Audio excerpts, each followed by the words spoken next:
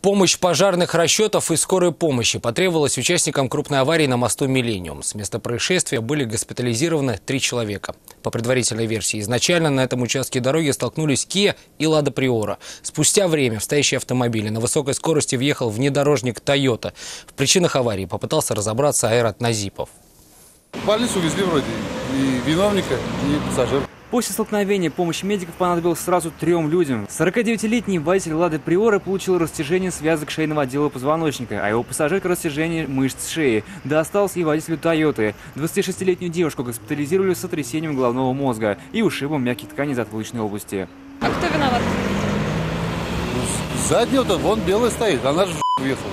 По рассказам очевидцев, серьезную аварию спровоцировала автоледи за рулем японского кроссовера. Все началось с того, что на мосту столкнулись Kia и Lada. Повреждения в автомобиле были минимальные, и тем не менее участники ДТП решили вызвать на место автоинспекторов. Даже успели выставить аварийные знаки. Но, несмотря на эти меры, избежать второго столкновения им не удалось. Вскоре к уже столкнувшимся автомобилям присоединилась Toyota. Она ехала просто впереди, машина резко перестроилась, а они стояли на аварийных уже, у них авария была, и просто не успела среагировать, и просто показательно задела все что. Все 3 машины получили серьезные повреждения и уже не могли передвигаться без помощи эвакуатора.